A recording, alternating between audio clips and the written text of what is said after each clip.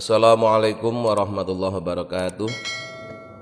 Bismillah, alhamdulillah, assalatu wassalamu ala rasulillah Sayyidina wa maulana Muhammad ibn Abdillah la nabiyya ba'dahu wa ala alihi wa man tabi'ah minad dunya ilal qiyamah. La haula wa la quwata illa billah, amma ba'du. Hadirin ma'asyiral muslimin hafizakumullah. Pagi ini masih melanjutkan penjelasan tentang bahayanya kekenyangan bagi kita yang punya kebiasaan kalau makan selalu kenyang. Itu harus waspada terhadap 5 bahaya. 5 bahaya itu apa? Pertama, berat badan akan bertambah. Kemudian yang kedua, hati menjadi keras. Yang ketiga, hilangnya kecerdasan. Dan yang keempat, itu lemahnya tubuh kita.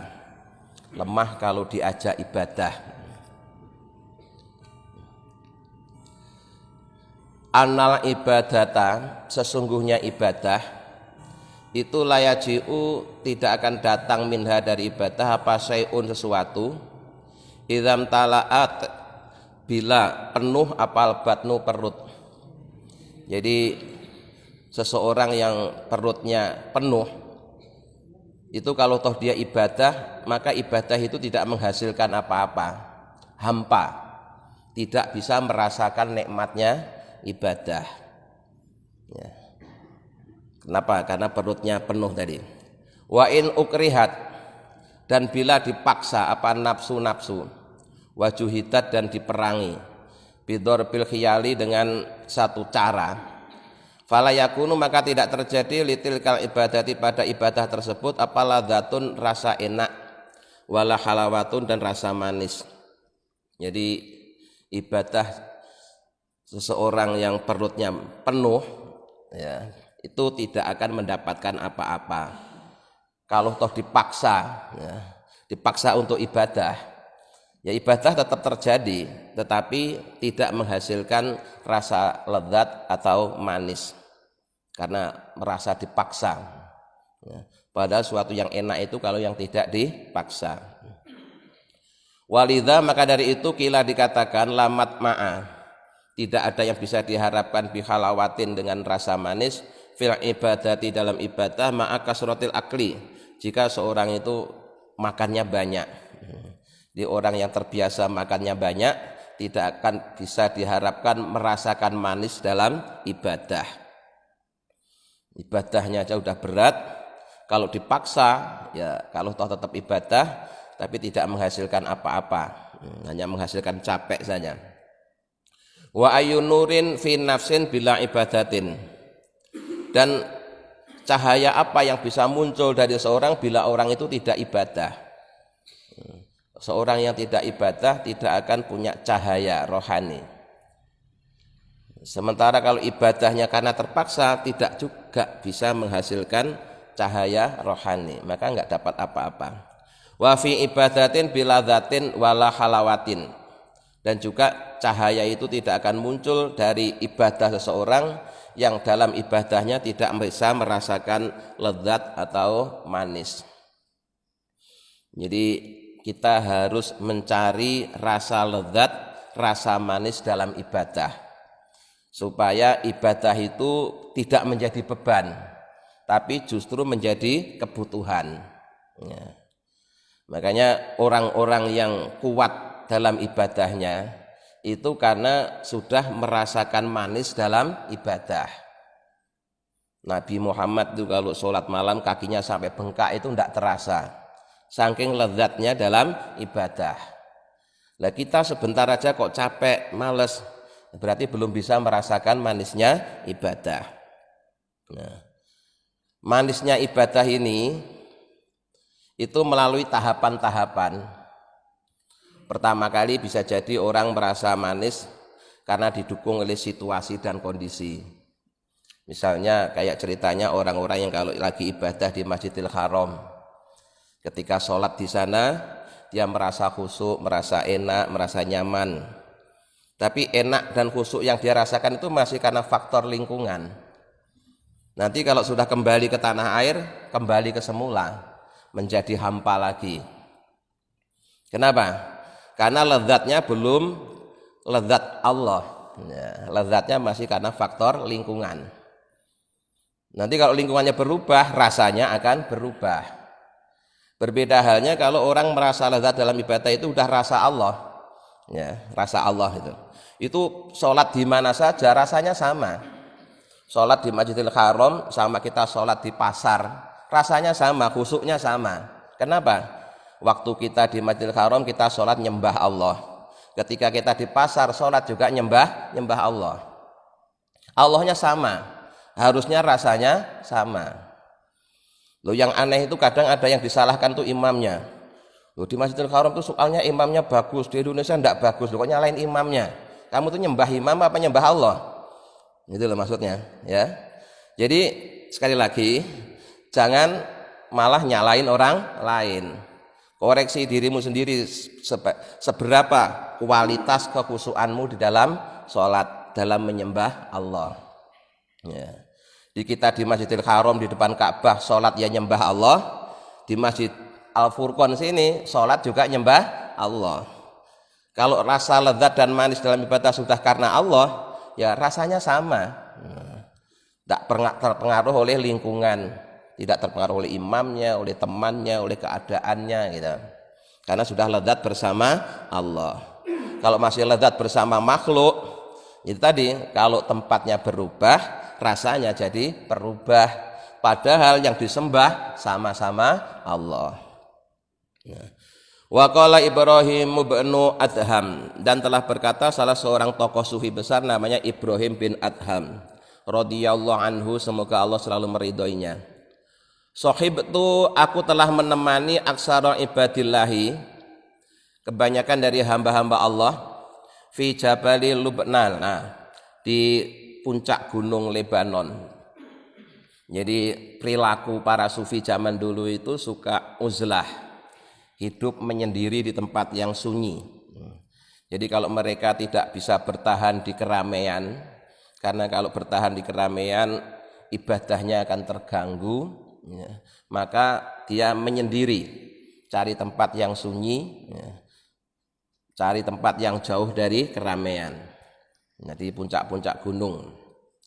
Wa kanu yusunani idza anta wa kanu yusunani. Termasuk Ibrahim bin Adham ini juga pernah melakukan uzlah. Nah, ketika dia telah selesai menjalani uzlah, sudah siap mentalnya untuk kembali di tengah-tengah masyarakat, karena uzlah itu tidak boleh terus-menerus. Ya. Kalau orang uzlah itu terus-menerus itu berarti dia egois, hanya mementingkan diri sendiri. Padahal setiap kita itu punya kewajiban untuk berdakwah di tengah-tengah masyarakat. Loh, kalau nanti para ulamanya, para orang-orang soleh uzlah semua, terus masyarakat yang bimbing siapa? Dibiarkan terlantar, itu malah dosa. Maka uzlah itu ya kadang-kadang aja gitu ya. Ketika memang kondisi udah sangat parah, dia perlu uzlah. Nanti kalau kondisi sudah memungkinkan, ya dia harus kembali lagi di tengah-tengah masyarakat. Tidak boleh selamanya maunya uzlah terus. Nah, itu namanya orang egois. Hanya mementingkan diri sendiri, tidak peduli dengan masyarakat sekitarnya. Padahal setiap kita ini punya tanggung jawab berdakwah di tengah masyarakat. Maka ketika Ibrahim bin Adham ini sudah selesai menjalankan uzlah, kemudian ingin kembali di tengah-tengah masyarakat, itu sama teman-temannya yang masih uzlah itu dikasih wasiat. Idza anta raja'ta, bila kalian kembali ila abna'id dunya pada tengah-tengah masyarakat, fa'idhum, maka nasihatilah mereka, wa ahbirhum, dan beri kabar mereka, bi arba'i kalimatin, ya, dengan 4 kalimat. Jadi ini pesannya teman-temannya Ibrahim bin Adham kepada Ibrahim bin Adham, kalau Ibrahim bin Adham sudah siap kembali berdakwah di tengah-tengah masyarakat, agar memberi nasihat dan memberi kabar kepada orang-orang tentang 4 hal. 4 hal itu apa saja? Man yuksirul akla, barang siapa yang banyak makannya, la yajidu maka tidak akan mendapati lil ibadati pada ibadahnya tidak mendapati ladzatan rasa lezat. Jadi kalau pengen ya bisa merasakan lezat dalam ibadah, kurangi makannya. Dan nanti di belakang ada tip atau cara mengurangi makan yang tidak membahayakan dan tidak membuat kita terasa berat, hanya perlu kesungguhan dan disiplin saja. Jadi kalau seorang masih makannya banyak, dia tidak akan mendapati rasa lezat di dalam ibadah. Itu satu pesannya gitu. Yang kedua, waman yuksirun nauma, dan barang siapa yang banyak tidurnya, la yajidu maka dia tidak akan mendapati fi umrihi dalam umurnya barokatan barokah. Ya jelas wong umurnya dihabiskan untuk tidur. Barokah itu kan ziyadatul khair, nilai. Nilai sebuah aktivitas, nilai sebuah sesuatu namanya barokah. Jadi kalau kemudian sehari-hari waktunya dipakai untuk tidur sampai 8 jam, maka ya 8 jam itu hilang barokahnya. Karena memang benar bahwa di dalam tidur itu ada manfaat, tapi cuma sedikit, Pak. Ya. Manfaatnya pertama ya, untuk menghindari perbuatan maksiat. Makanya kita kalau mau tidur itu niatlah, ya Allah saya tidur ini niat untuk menghindari maksiat. Maka tidurnya bisa bernilaikan ibadah. Kenapa? Karena dia menghindari maksiat. Dan daripada melek main kartu terus nanti ada maksiat-maksiat yang lain, kan lebih baik tidur. Dengan tidur dia nggak bisa berbuat maksiat. Yang kedua, kita tidur itu hanya sekedar untuk memenuhi hak tubuh kita ini supaya ada istirahatnya, cuma itu aja ya. Jika kita niat tidurnya seperti itu, ya itu tidurnya masih dinilai sebagai kebaikan. Atau juga ditambah lagi niatnya kalau tidur di malam hari itu niat nunggu datangnya sholat subuh. Sehingga nanti kalau sewaktu-waktu tidak bangun bablas mati, itu status kita si fulan meninggal dalam status sedang menunggu sholat subuh. Itu pentingnya niat begitu. Ya, pentingnya niat seperti itu. Sama-sama tidur ya, pertama niati untuk menghindari maksiat. Yang kedua untuk memenuhi haknya tubuh kita agar istirahat. Yang ketiga niati nunggu datangnya sholat subuh. Itu baik semua ya. Jadi orang yang kebanyakan tidur akan hilang barokah umurnya. Di umurnya banyak tapi setelah dihitung-hitung yang dipakai ibadah hanya sedikit. Kenapa? Karena 8 jam itu sepertiga dari umur kita loh, Pak. Ya, sepertiga dari umur kita. Sehingga nanti kalau misalkan kita mati itu umur 60 tahun, terus setiap hari kita tidurnya 8 jam. Itu ternyata di catatan buku sana itu, catatan amal itu 20 tahun hanya habis untuk tidur. Terus tidurnya enggak niat menghindari ibadah, ya rugi kan. Nah, rugi sekali. Waman yukhalitun nas, kemudian nasihat yang ketiga, barang siapa yang bercampur dengan manusia, hidup di tengah-tengah masyarakat, layastaqimu maka tidak akan tegak apa torikuhu jalannya ilal akhirati menuju akhirat. Jalan menuju akhirnya tidak tegak, jadi lika-liku penuh tantangan. Tapi ya sebenarnya di satu sisi yang dimana justru satu hal yang menarik. Disitulah nilai perjuangannya, ada nilai perjuangan. Sementara kalau menghindar itu kan ya hanya untuk enak diri sendiri ya. Makanya Imam Ghazali walaupun pernah uzlah, tapi kalau ada ulama yang terus-terusan uzlah juga dikritik. Dikritik, kenapa? Ya tadi dia dengan uzlah memang untuk dia sendiri ibadahnya tidak ada yang mengganggu karena dia ada di tempat sunyi. Jalan ke akhiratnya lurus, tapi di sisi lain dia meninggalkan tanggung jawab berdakwah di tengah-tengah masyarakat ya. Terus nanti masyarakat siapa yang mimpin, siapa yang bina kalau ulamanya pada menyingkir semua, malah repot kan. Nah, waman yuksirul kalama, dan barang siapa yang banyak ngomongnya fima la yaknihi, sementara yang diomongkan itu tidak ada manfaatnya. Beda halnya kalau ngomongnya itu ngomong yang ada manfaatnya. Kayak ngajar itu kan ngomong, tapi ada manfaatnya mau ngajar. Masa ngajar diam saja? Enggak mungkin kan? Jadi ngomong yang ngobrol ngalor ngidul enggak jelas, apalagi terus di zaman sekarang cuma ngomentari masalah politik. Sementara dia sendiri bukan pengamat politik, hanya orang biasa. Ya enggak ada untungnya.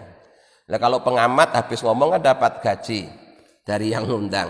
Nah kita bukan pengamat amatir, ya cuma ngobrol doang, ngabisin waktu. Yahruju akan keluar minat dunia dari dunia, ini yang paling bahayanya. Ala ghairil islami, dalam keadaan tidak beragama Islam. Naudzubillah min dzalik. Ini paling berat ini. Ya. Yang suka banyak ngomongnya dan omongannya tidak berguna, apalagi membahayakan atau merugikan, dikhawatirkan nanti meninggalkan dunia dalam keadaan kehilangan Islam. Paling berbahaya yang keempat ini. Itu nasihatnya teman-temannya Ibrahim bin Adham yang masih menjalani uzlah. Ya. Nas'alullah afiyata wa salamata fid dunya wal akhirah. Maka kita hendaknya selalu mohon kepada Allah akan diberikan afiyah, diberikan selamat di dunia dan akhirat. Jangan sampai meninggalkan dunia dalam keadaan tidak membawa iman. Maka pesannya selalu disampaikan dalam setiap khutbah Jumat, wala tamutunna illa wa antum muslimun. Nah itu keempat. Nah, sekarang bahaya kekenyangan yang kelima. Wa khamisuha, dan yang kelima adalah jalbul naumi. Menjadi orang itu senang tidur. Senang tidur. Kalau kekenyangan terus bawaannya ngantuk. Biasanya begitu. Wa dzalika, dan yang itu li anaman. Karena sungguhnya orang akala yang makan kasiron yang banyak, syariba maka dia akan minum kasiron yang banyak. Orang itu kalau makannya banyak, minumnya juga akan banyak. Apalagi kalau yang dilihat itu jenis makanan orang-orang Timur Tengah. Makanannya kan kering kalau di sana ya. Di sana kalau makan itu kan kering. Bentuknya kayak pizza, kayak roti, dikering. Beda kalau kita itu kadang-kadang makanan kita itu campur dengan air. Nah, kita kan kayak makan soto, ya, makan bakso itu kan makanan yang campur dengan air. Nah, makanya kalau dulu Nabi mensunahkan makan cukup dengan 3 jari itu karena yang dimakan makanan kering, ya sejenis roti, kurma. Coba seandainya Nabi dulu tuh makan soto, tidak mungkin pakai 3 jari, pasti pakai sendok. Ya, jadi pakai sendok itu ya bid'ah. Nabi tidak pernah pakai sendok. Ya, karena Nabi nggak pernah makan soto. Ya. Coba kalau Nabi disuruh makan soto, pakai 3 jari, apa ya bisa? Tidak bisa kan? Apalagi kalau sotonya masih panas, oh tambah repot lagi. Nah, jadi yang dibicarakan di kitab ini itu makanan orang Timur Tengah. Jadi makanannya kering. Karena makanannya kering dan makannya banyak, maka untuk nelen itu perlu minum. Maka minumnya juga jadi banyak. Jadi kalau makannya banyak, minumnya juga banyak. Terus waman syariba kasiron, dan barang siapa yang minumnya banyak, nama kasiron, dia juga akan tidur yang banyak. Jadi sebenarnya yang bikin ngantuk itu kebanyakan minum sebenarnya itu. Ya. Tapi tadi itu akibat dari banyak makan maka banyak minum. Akibat banyak minum akhirnya terus jadi ngantuk. Terus berikutnya lagi, waman nama kasiron, dan barang siapa yang waktunya banyak dipakai untuk tidur, adho'a, dia telah menyia-nyiakan khairon kasiron, kebaikan yang banyak. Dan mestinya bisa dipakai zikir, dipakai mutolaah, dipakai untuk hal-hal yang bermanfaat. Ini kemudian hanya dihabiskan untuk tidur. Jadi ya harus diatur, jangan sampai habis atau kebanyakan dari waktunya hanya untuk tidur. Kalau mau tidur panjang nanti saja, kita semua nanti akan tidur panjang. Nah, wastama'a, dan telah sepakat apa ra'yu sab'ina siddiqon, pendapatnya 70 wali. Nah, siddiqon itu orang-orang yang imannya telah benar-benar benar, ya. Kayak gelar yang Rasulullah berikan kepada Abu Bakar Siddiq. Bukan Abu Bakar Shodiq, tapi Abu Bakar Siddiq dengan shod di kasroh. Itu maknanya memang beda. Kalau shodnya di kasroh itu ketika dia mendapat informasi dari Rasulullah itu dia menerima dan langsung membenarkan, spontan langsung membenarkan. Ketika yang lain-lain tuh masih mikir apa bener apa enggak, apa mungkin Rasulullah kok Isra dari Mekah ke Palestina dalam waktu hanya sekejap, masih mikir, masih ngotak-ngatik menganalisa itu Abu Bakar Siddiq udah langsung, seandainya ada peristiwa yang lebih dahsyat daripada Isra Mi'raj, kalau itu terjadi pada temanku Muhammad ini, maka aku membenarkannya, aku yakin akan kebenarannya. Maka kemudian Abu Bakar dapat gelar Abu Bakar Siddiqina. Ini orang-orang yang telah benar imannya, maka bisa dimaknai juga para walinya Allah. Jadi 70 siddiq semuanya telah sepakat berpendapat ala anna kasrotal naumi, sesungguhnya banyaknya tidur itu min kasroti sarbi, disebabkan karena banyaknya minum. Banyaknya tidur disebabkan banyaknya minum. Wa fi kasrotin naumi, dan dalam banyaknya tidur itu dia'ul umri, telah menyanyiakan umur yang mestinya bisa dipakai untuk hal-hal yang baik, ini hanya dihabiskan untuk tidur.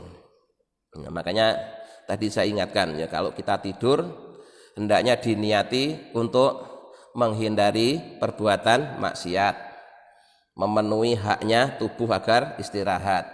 Terus kalau tidur di malam hari ya niati untuk nunggu sholat subuh gitu, supaya enggak sia-sia banget gitu.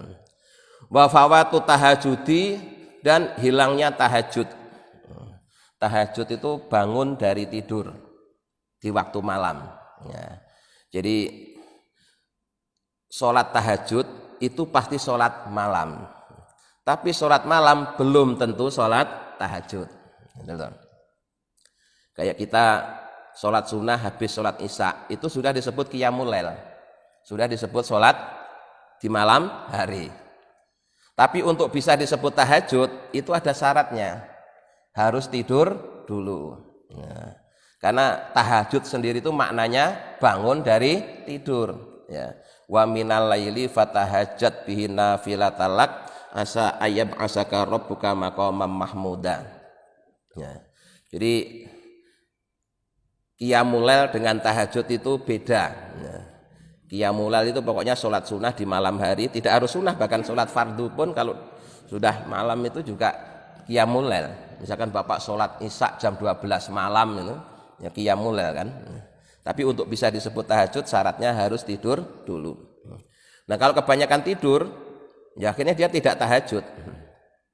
Wa baladatu tabai, dan bodohnya karakter. Karena pada otaknya itu banyak nganggur ya, banyak nganggur, tidak banyak dipakai, akhirnya terus lambat. Nah, dipakai mikir tuh lambat, telat mikir, karena terbiasa tidur. Orang kalau tidur kan tidak mikir. Nah, karena dia tidak mikir sehingga kerja otak itu barangkali istirahat atau berhenti. Nah, dan nanti ketika mau dipakai ya lemot. Nah, beda dengan yang nggak banyakan tidur, itu kan otaknya dipakai terus. Jadi otak itu semakin sering dipakai Pak, itu justru malah semakin terampil. Nah, makanya ilmuwan itu kan memang siang malam berpikir terus ya. Kalau toh dia tidak mengajar, dia mutolaah, mengkaji buku-buku, mengaji kitab-kitab itu justru malah membuat dia semakin cerdas. Maka tidak ada ceritanya kiai pikun, itu tidak ada ya. Kalau ilmuwan yang tidak religius masih ada kemungkinan dia pikun di masa tuanya. Tapi kalau kiai apa ada ceritanya kiai pikun? Tidak ada. Kenapa? Ya karena pertama otaknya kerja terus, kemudian diimbangi dengan zikir. Ya, diimbangi dengan zikir sehingga dia terbebas dari pikun. Ya, pikun. Wa qasawatul qalbi, dan kerasnya hati. Ini sudah disepakati oleh para walinya Allah yang sudah menjalani riyadhah, bahwa ternyata di dalam banyak makan akan menyebabkan banyak minum, kalau udah banyak minum banyak tidur. Kalau udah tidur jadi menyia-nyiakan umur, kehilangan tahajud, terus bodoh, hatinya keras. Wal umru, sedangkan umur itu anfasul jawahiri, mutiara yang paling berharga. Wahwa, dan umur itu ra'su malil abdi, modal hartanya seorang hamba. Fihi, yang di dalam harta itu yatajiru, dia berniaga. Jadi gini, umur Pak, itu sesuatu yang sangat penting. Kenapa? Kita bisa beramal soleh itu karena masih punya umur, masih ada umur. Walaupun Bapak punya keinginan beramal soleh, tapi kalau mati kan tidak bisa. Mau sedekah nggak bisa, mau sholat nggak bisa, mau dzikir nggak bisa. Kenapa? Sudah mati. Nah, maka mumpung masih hidup, mumpung masih hidup, manfaatkan. Karena hidup ini, ya, istilahnya mutiara yang paling berharga. Kita bisa beramal soleh itu kalau kita masih punya umur. Kalau udah nggak punya umur, ya nggak bisa apa-apa, walaupun ada keinginan.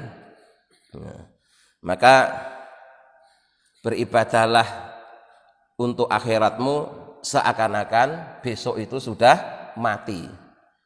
Berarti jangan ditunda lagi. Kenapa? Karena malam ini merupakan ibadah terakhir. Besok sudah mati. Nah, itu banyak orang salah menafsiri hadis itu. Ya.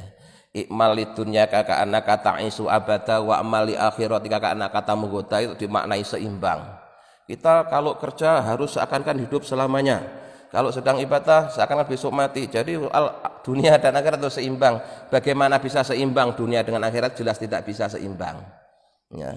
Wong ayatnya sudah jelas, walal akhiratu khairul laka minal ula, dan sungguh kehidupan akhirat itu lebih baik buat kalian daripada kehidupan di dunia.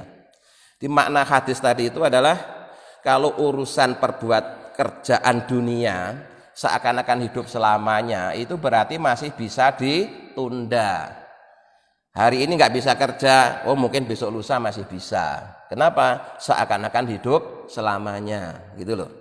Sementara kalau ibadah, amal untuk akhirat, besok itu kita udah mati. Berarti hari ini terakhir. Anggap aja subuh ini subuh terakhir. Anggap saja ini pengajian terakhir. Tidak ada jaminan loh besok masih bisa ngaji lagi. Tidak ada jaminan, siapa berani jamin? Ya. Nah, jika orang berpikirnya seperti itu, dia akan memanfaatkan setiap umur yang Allah berikan kepadanya. Ukurannya sudah bukan jam lagi, Pak, tapi setiap tarikan nafas. Ya. Kayak kemarin yang sudah kita jelaskan dalam kajian Al-Hikam, bahwa orang-orang yang telah mengenal Allah itu, ya, kesadarannya merasa butuh dengan Allah itu setiap detik, setiap tarikan nafas. Ya. Maka kemudian tuntunannya hendaknya setiap tarikan nafas kita, setiap detak jantung kita itu disertai dengan zikrullah. Ya. Jadi bareng dengan nafas itu sertai dengan zikrullah. Bisa dengan Allah, Allah, Allah gitu. Ya. Nah itu nanti kalau sewaktu-waktu nafas kita berhentinya ketika sedang menyebut nama Allah. Jantung kita juga begitu, ya, barengi dengan zikir. Nanti kalau sewaktu-waktu jantung itu tiba-tiba berhentinya pas lagi zikir. Dan yang seperti ini bisa diuji coba. Caranya gimana? Ketika kita kaget, ya, ketika kita kaget itu yang muncul spontan dari mulut kita apa itu? Ya, Bapak lagi nyetir enak-enak, tiba-tiba ada yang nyebrang mendadak. Itu kalau langsung misuh-misuh ya berarti misuh-misuh. Tapi kalau sudah terbiasa zikir, yang spontan keluar dari mulutnya juga kalimat zikrullah. Astagfirullahaladzim, subhanallah. Tapi kalau biasa misuh-misuh ya kaget misuh, kepleset misuh. Memang tukang misuh-misuh, yang ada di hatinya isinya misuh-misuh. Misuh-misuh itu mencaci maki dengan ungkapan-ungkapan kata kotor. Maka setiap detak jantung, setiap tarikan nafas sertai zikrullah, supaya sewaktu-waktu berhenti dalam keadaan zikrullah. Jadi umur sangat penting. Makanya dalam Al-Quran itu Allah bersumpah menggunakan semua waktu yang ada, ya, mulai dari walaili demi waktu malam, ya, kemudian wal fajri demi waktu fajar, was subhi demi waktu subuh, wad duha demi waktu duha, wan nahari demi waktu siang, wal asri demi waktu sore, semuanya dipakai sumpah. Kenapa? Karena memang waktu, kesempatan itu sesuatu yang sangat berharga. Diistilahkan mutiara yang sangat berharga. Modal seseorang untuk berbuat kebaikan. Kalau sudah nggak ada umur, ibaratnya sudah tidak punya modal. Wan naumu, sedangkan tidur itu mautun, mati. Tadi makanya ada tuntunan supaya tidur kita tidak sia-sia. Niati kalau tidur itu untuk menghindari maksiat, memenuhi haknya tubuh untuk istirahat, dan untuk menunggu datangnya kewajiban berikutnya. Wa bi kasratihi, dan dengan banyaknya tidur, yankusu akan berkurang minal umri, dari umur. Ya pastilah kalau tak sehari semalam berkurang 8 jam, ya, berarti kesempatan kita ibadah juga berkurang 8 jam. 8 jam nanti kalau kita umurnya 60 tahun, itu ternyata hitung-hitungannya sudah termasuk 20 tahun. 20 tahun habis hanya untuk tidur. Nah, itulah sekalian, maka mari ya, kita saat ini masih diberi umur oleh Allah, ya. Dan umur dengan usia itu beda ya. Sering saya sampaikan, umur dengan usia itu beda. Kalau usia itu semua waktu yang Allah berikan kepada kita sejak lahir sampai mati, itu namanya usia. Sejak lahir sampai mati itu namanya usia. Tapi kalau umur itu waktu yang kita pakai untuk ibadah kepada Allah. Sehingga kalau misalnya kita dikasih usia 60 tahun, tapi selama 60 tahun itu kita baru mau tekun ibadah itu sejak umur 40 tahun misalnya, ya berarti umur kita itu cuma 20 tahun walaupun usianya 60 tahun. 60 tahun baru tekun ibadah mungkin hanya 10 tahun terakhir, ya berarti umurnya cuma 10. Kan beda umur dengan usia itu. Lah Nabi ketika bersabda itu yang dipuji itu orang yang panjang umurnya, bukan panjang usianya, ya. Maka gini, tuba liman tola umruhu wa hasuna amaluhu. Sungguh beruntung orang yang panjang umurnya dan baik perbuatannya. Jadi yang dipuji Rasul itu yang panjang umurnya. Panjang umurnya itu tadi itu ya, waktu-waktu atau usia, bagian dari usia yang dimiliki yang dipakai untuk beribadah kepada Allah. Karena umur itu nanti maknanya itu dimakmurkan, dimanfaatkan. Ya. Mereka yang memakmurkan masjid itu bahas dari kalimat umur, ya, ain mim ra. Nah, itu maknanya dimanfaatkan. Jadi kita yang masih diberi umur oleh Allah, mari kita manfaatkan sebaik-baiknya, baik dengan menjalani ibadah yang sudah ditentukan waktunya atau ibadah yang bisa dilakukan kapan saja. Kalau sholat 5 waktu jelas waktunya sudah ditentukan, tapi kalau zikrullah itu waktunya bisa dilakukan kapan saja. Maka di samping kita ingat Allah saat sholat, kita juga harus berupaya agar banyak ingat Allah di luar waktu sholat. Caranya seperti apa tadi itu? Setiap tarikan nafas, setiap detak jantung hendaknya disertai zikrullah. Kalau itu sudah terampil, ya sudah istiqomah, nanti ketika terjadi kejadian yang mendadak, yang spontan muncul dari mulut kita juga zikrullah. Nanti tiba-tiba kedatangan Israel, kaget, ya zikrullah. Gitu. Tapi kalau maaf tadi, ya kalau ada yang kebiasaannya mencaci maki, ketika kaget yang keluar juga cacian makian. Naudzubillah min dzalik. Maka mari ya kita belajar hati kita, nafas kita, detak jantung kita sibukkan dengan zikrullah. Mudah-mudahan dengan bimbingan Allah kita bisa mengamalkannya. Amin ya rabbal alamin. Allahumma sholli ala sayyidina Muhammad wa ala sayyidina Muhammad. Alhamdulillahi rabbil alamin. Allahumma inna nas'aluka imanan da'ima yaqinan shadiqan wa qalban khashi'an lisanan dzakiran wa rizqan halalan wa ilman nafi'an sholihah. Allahumma ja'alna wa auladana wa dzurriyyatina wa talamidana min ahlil ilmi wa ahlil khair walil ibadah wa la taj'alna min ahlil jahli wal ma'siyah. Allahumma rabbana sadibil ba'sa isfi anta safi la sifa ila sifauka sifaan la yughadiru saqama. Subhana rabbika rabbil izzati amma yasifun wa salamun alal mursalin walhamdulillahi rabbil alamin. Assalamualaikum warahmatullahi wabarakatuh.